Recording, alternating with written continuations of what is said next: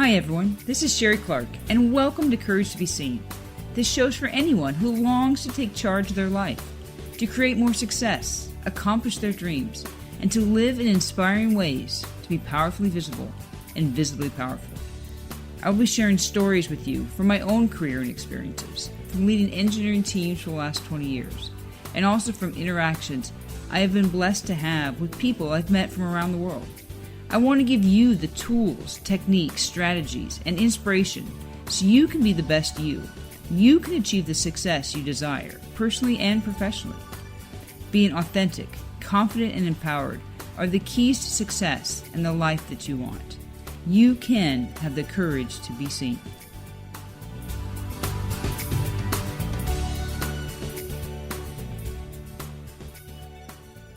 Hi, I'm Sherry Clark, and welcome to Courage to Be Seen, the podcast that helps you have more success in your life. I want to share with you stories and strategies, tools and techniques so you can create the life that you desire. And we've in the past covered, topics on stress and being resilient.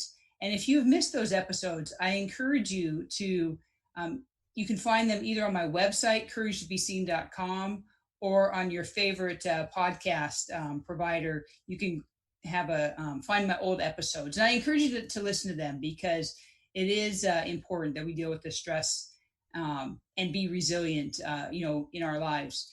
But today I want to talk about, something that's very similar to those. And it's something that a lot of people are experiencing right now.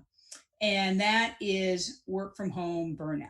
As I talk to people, I'm finding more and more people that are really just getting, burned out with this pandemic as it continues on.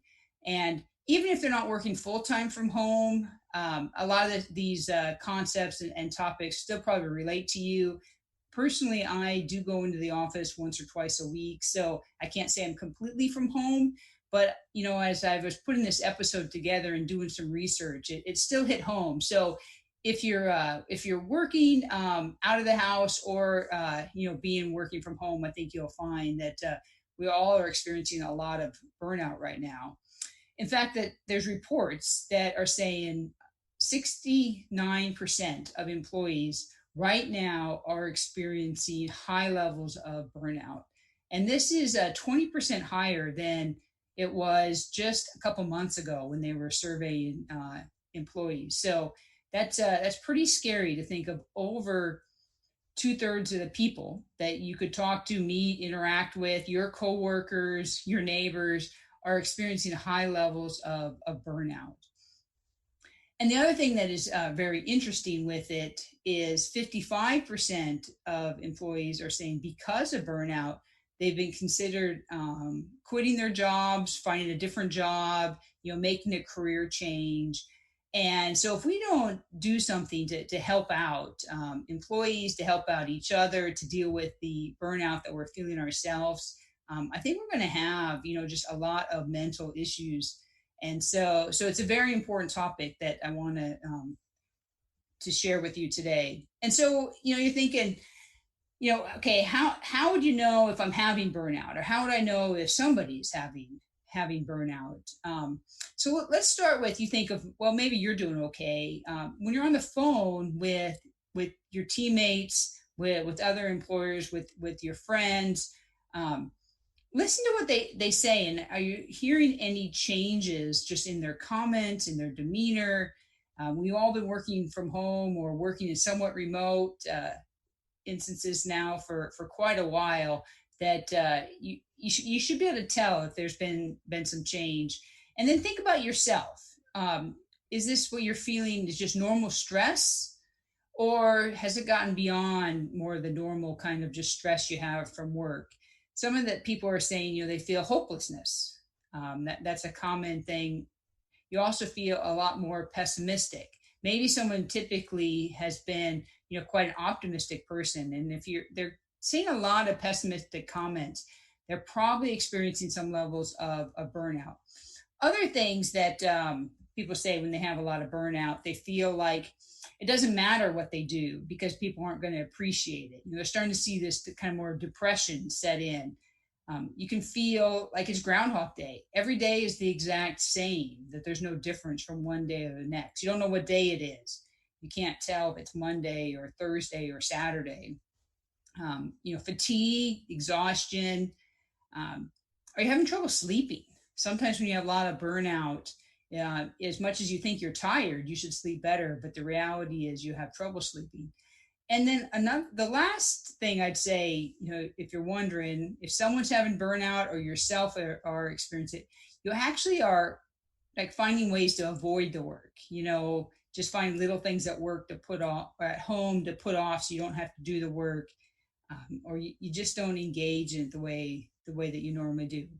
So if you're having any of this, you probably are experiencing burnout from work. And the World Health Organization actually last year classified burnout as an illness. It's that significant of a mental health illness. And like I said, 55% of people have thought about changing jobs, quitting their jobs, leaving whatever they're doing just because of burnout. So, why is it so high? Why are we experiencing such high levels of burnout? I think the first reason when you start this is when the lockdowns or stay-at-home orders started in March. It was very sudden. Life changed in an instant, and we didn't really think it would, or most people didn't think it would be that long. And now we're like 5, 6 months into it, and so it's just we weren't ready. People weren't set up. They weren't thinking that this was a marathon. Okay, let's be good. Let's stay home. And people just got tired of it. As much as you hate to admit it, people are just tired of that way of life. The other thing is people crave connection. Like me, I'm an introvert. I know I'm an introvert, and even I know I crave some level of connection. So I can just imagine that extroverts are even worse off than I'm doing with this. But when we're at home all the time and we don't have that person to person interaction, um, we're just that kind of human beings just need that connection, and without it, it's easier to get burnout. Another thing that reports have shown that employees are working extra hard and they're working from home. They want to show that, one, that they can do their job from home. Two, that what they do is valued. They can make this work. They also know there's a lot of people in the country that have lost jobs, and they don't want that to be them. So they're working harder to help make sure that their boss and their company values the work they're doing. But with that, that means they're working more hours, sometimes working weekends where they wouldn't normally do that. And so people are just actually working harder. You would think, if you don't have a commute, that you would actually have more time in your day, but people have quickly filled that extra time with working hard, and that's causing more burnout. So with that, then that means that there aren't boundaries of time the day should start, what time the day should end, weekends, because you're at home and you're working. So that causes extra stress. The school, with the kids doing it virtually from home, most people did what they could to survive in the spring and got a nice break over the summer. And now that the fall is starting back up and school is starting up, and in most areas of the country, the school is starting up virtually. And so that is like now being twice as stressful on parents thinking, hey, we survived in the spring, but there's no way that we intended to like do this forever. And so the stress, just even if school hasn't started up yet, the stress of thinking about school is causing a lot of um, extra work, for parents. Now, other parents, they want their kids to be at home. So they're stressed out that their kids might have to go to school, or that their kids might get sick. And so I don't know if it matters if you are a fan of your kids being home or your kids being in school. I think both of them are causing stress on parents, and that's causing stress and causing more burnout at work. So with that, you just have the stress of everyone trying to stay healthy.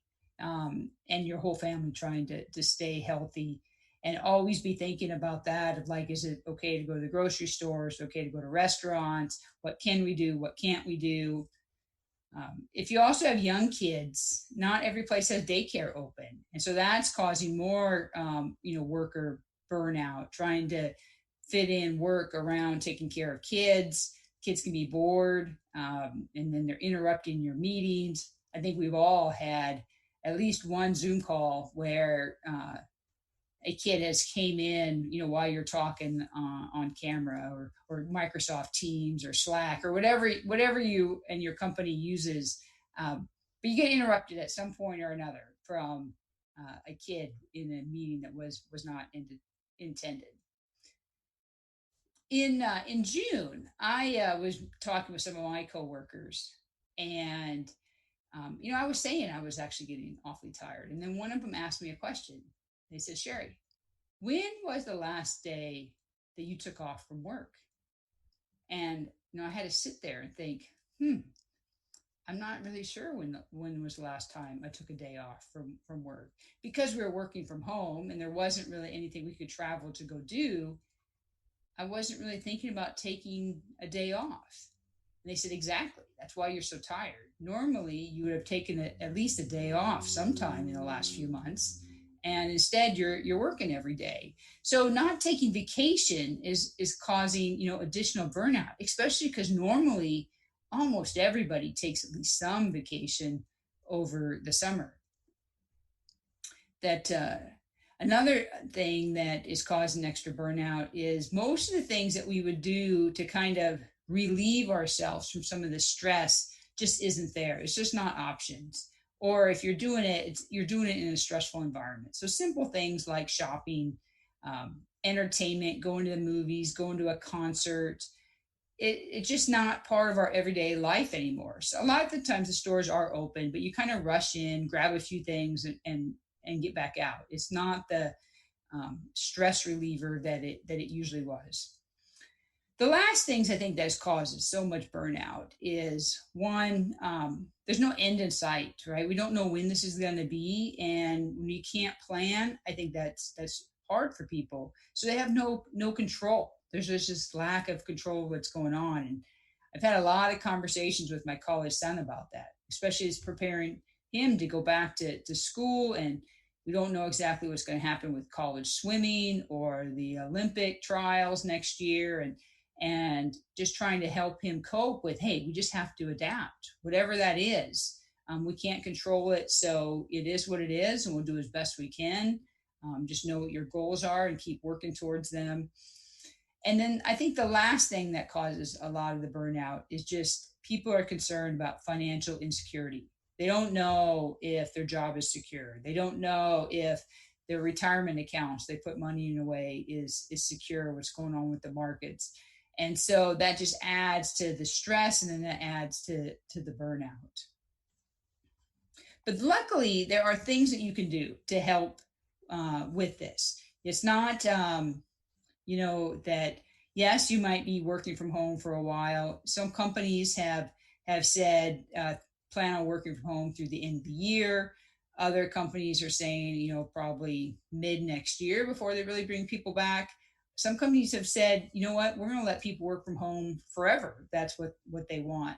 So that's not the issue. The issue is, though, that you need to take control of some parts of your life and deal with what's causing or how you react to things that will help with the burnout. So I want to give you a variety of different things that you can try in your life to help you with dealing with the burnout. All of them really have the same theme. You have to create some space in your life that lets your brain stop and relax and recover. If you're not letting your brain get a chance to recover, you will experience burnout. It's just a question of when. It's not if you will or not. It's just a question of, some people can go longer than others. But that's the main thing, is that you want to give your brain a chance to kind of recover is the best way to think about it. So I have a list of things that we can go through that you could try. Some of them might work for you in your life and some of them won't, but I really encourage you to at least give a few of them a try. The first one is create a routine. So if you're working from home, a lot of people think, hey, it's great. I can wake up whenever I want. I don't have to get dressed. I don't have to make my bed anymore. I don't think that's the best thing, for us. Now, some of you that maybe that's the way you want, but I would try to create a routine. Have a schedule. When are you going to get up? You should shower. You should get dressed for work. Yeah, maybe you don't have to dress up as much as you would normally do if you're going to the office, but I wouldn't lounge in the same clothes every day. I would make a routine and try that out. So that way, Monday through Friday feels different than Saturday and Sunday. Also, with that, with your schedule, you should know when you're going to stop working. So there's a time that okay, day's over, and that way there's a kind of a boundary of what time is to work and what time is to stop working. One thing I want to warn you with people that are having a lot of burnout, they fill a lot of their time with busy work, easy to do tasks, but maybe not the most important tasks. On one hand, this makes them feel like they're being productive, they're getting a lot done. But the reality is, it's not necessarily helping them with the long term stuff they need to get done. So be careful that you don't just fill your day with busy work and push off the more harder, more important tasks, because you'll just actually get yourself more burned out because you're working really hard. It looks like you're getting a lot done, but what you're getting done isn't very important stuff. Make sure you're prioritizing what you work on and work on the most important tasks that you need to. And if you need to, write out a list, of all the things that you think that might have to get done. Try to prioritize it and then cross things off in the order that you get them done. Don't just pick off the easy things, and because you're going to keep knowing that the other stuff is on that list. One important thing that you can try doing is, it's actually quite simple, is make sure you take a lunch break. Like, leave your work area and eat lunch someplace else. I've been really enjoying having lunch with my son. I never get a chance to eat lunch with my son. And it's actually, this nice little routine that we have. But you definitely, don't work during that time. You want to move to a different part of your house. If you normally work on the kitchen table, close your computer, put it on the counter while you have lunch. But make sure you take a actual lunch break where you're not working during that time. If you happen to have a meeting during lunch, then maybe you could take your actual lunch break, earlier or later. But make sure you take a time in the middle of the day where you're taking a break and not working. I would say it's important to create a spot in your house that's designated for work. Um, Now, I know not everyone has a lot of room for this, so it doesn't necessarily have to be an office. My husband and I, we share an office, so we have that space. But sometimes we have meetings that we have to be on video at the same time, and so one of us will have to go to a different area of the house. So we kind of have our primary area that we both work in the office, but then we have an area in the kitchen that if we have to, we can move to. But that way, you just know, okay, this is where you're going to work, and when you get into that space, it feels like work. Maybe it's one of the bedrooms. I've been on calls with people, and I know they're working in a bedroom, because you can see the background when people are on video. And so it doesn't really matter where that space is, but kind of have it dedicated, like this is your work space, so it kind of feels like, oh, I went to work, and then when you walk away from that space, now I'm not working. I would encourage you to take some time off if you haven't. If you haven't for a while, even if you're not going to travel anywhere, maybe you could just take a walk, go to the park and have a picnic. Um, if you feel comfortable, you can stay at a local hotel, so you don't have to really travel. You could just drive there and have a little staycation. A lot of places are open, especially if they have like outdoor pools. That it's just a question on where you live, and if you think that's safe or not. But I would recommend, if you haven't taken any time off in a while, use some of your vacation time. Go ahead and take a day off or a couple half days and give that brain of yours a chance to relax. Now, if you don't feel comfortable traveling, you can just plan the trip. Sometimes maybe you want to plan a trip for next summer.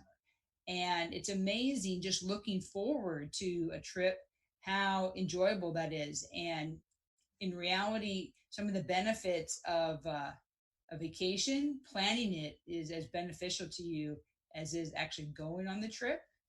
So we've tried to schedule more and more of our vacations. Like we already have vacation booked for next summer, and that's because we'd like to go always books out in advance. So we just started booking them a year in advance, and we'll spend all the next year planning with my brother what we're going to do and what we're going to eat, and it really makes it an enjoyable kind of prep for a whole year for that vacation. Another thing that you can try to do is spend time outdoors. And there's all kinds of things you can do. You can just take a walk, you can go for a run, you can have a picnic at the park. You can just go, like if you have a patio, and get some sun. Whatever it might be, just I would spend some time in nature. There's just something about allowing yourself to recover, and you recover faster, I think, when you spend time in nature. Like if you're at a beach, then you're lucky. And I would spend some time at the beach. Unfortunately, I live a long ways from the beach. That's not an option. But there's nothing like being in the sun and the sand and hearing the waves crash. But whatever it is, find some time to get outdoors and enjoy some sunshine. Try to get some fresh air. Um, Another thing that you can do to help relieve burnout is start a new hobby. Just try to do something different from work, something that's enjoyable, something that you've wanted to do. There, I guess now even doing like painting classes online. I've never actually tried that, but you can do that. Whatever it is, find some time, like that you have some time for yourself, some personal time. And you can use that for a lot of different ways. You can get a massage, or just take a bubble bath, or do some reading, meditate, yoga, exercise. But take some of that time, whatever it might be, whatever your interests are, but make sure you're taking some time, for yourself that's not work related. I know it might sound crazy, but I am going to remind you that you need to make sure that you're getting enough sleep. That it's easy to watch TV to too late. That we get up early, we go. Make sure that you are getting some sleep. One interesting suggestion that someone told me just recently. I haven't actually tried it, but I started this list with having a schedule, get ready for your day. Well, they suggested at the end of the day that you change clothes. Kind of like if you were going to the office, so you dress up a little bit and then you come home and you put on some more comfortable clothes. So they suggested when you're at the end of your day, even though you're working from home, change clothes, put on some more comfortable clothes. And then that way your body has that sense that, oh, I'm done working. I'm now hanging out for the rest of the day at home with my family. And so try it. I have not tried it myself, but it was an interesting suggestion that I thought I should put on the list. If you're really getting a lot of stress and burnout from work, I would suggest that you have a conversation with your boss and make sure you clarify expectations. Do they expect you to work as many hours as you're doing? Are you doing things that really don't need to be done? Does your boss know if you have kids at home or school or whatever that might be? But have a conversation and set those expectations, so that way you can deal with kind of whatever you might need. Like maybe you need to work from 6 to 9, and then you're going to take a couple-hour break each day to deal with your kids and their school, and then you're going to work from 2 to 5, and then you're going to have dinner, and then you're going to work after the kids go to bed. But you have to work that out in advance, with your boss. So make sure that you do that.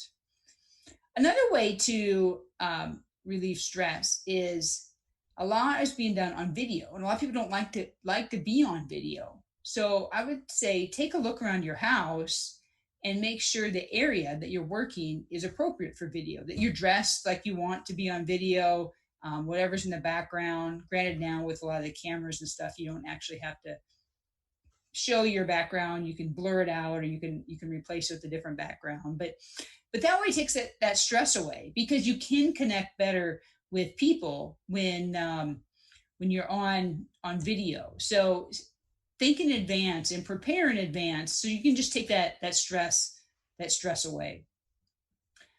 But when you're also in your meetings, make sure that you try to keep them to the appropriate time. So if it's scheduled for an hour, have the meeting for an hour. Just because you're at home doesn't mean you have to say, oh yeah, I can just keep going. If it's time for that meeting to end, then end it. I catch myself doing that sometimes. You're talking with somebody and you didn't realize that you went half an hour over the designated time. Versus if I was in the office, I would have stopped it, because I would have wanted to drive home and be able to start cooking or something like that. So make sure that you're using your time, appropriately, and setting those boundaries as if you were in the office.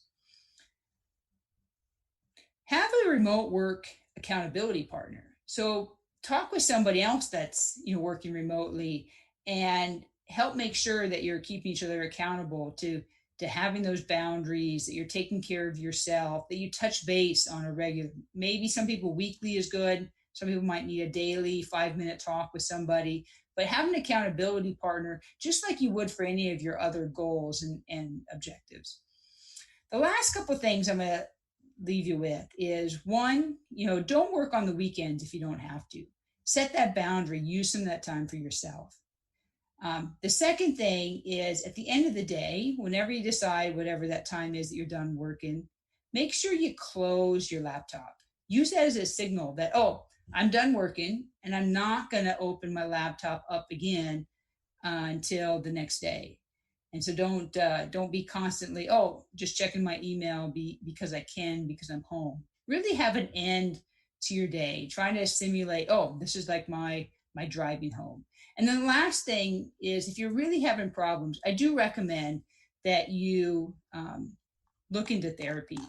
And if you need help, make sure that you go and get it and get the professional help that can help you out if you're having that much burnout, because this is a serious thing. It's going to go on for a while, and hopefully that you could incorporate one or two of these techniques, into your life that can help with the burnout that you might be having. My message to you really is, we can only be ourselves. And by embracing, myself, I've had the courage to be seen. I've transformed my life. The more courage that I have, the more enjoyable that my life becomes. And hopefully by sharing some of this with you, that you can have the same in your life. I invite you to check out my website, couragebeseen.com. You can find more about me and my coaching program there. And there's links to my email. I encourage you to follow me on Instagram and Facebook. I post daily motivational quotes there. Subscribe to this podcast, then you'll get an update and you won't miss any of the future episodes. So thanks for listening, and I hope to talk to you again soon. Thanks so much for joining me today. I hope you've been inspired to take action on at least one thing starting today. To learn more, check out couragetobeseen.com. There you'll find my blog and additional resources, including you can download a copy of 10 Ways to Live a More Courageous Life. Thanks again for listening, and make sure you tune in next time to learn additional ways to have the courage to be seen in your own life. Views expressed on this program are those of the host, guests, and callers, and do not necessarily reflect the views of the station, its management, or advertisers. You're listening to Transformation Talk Radio.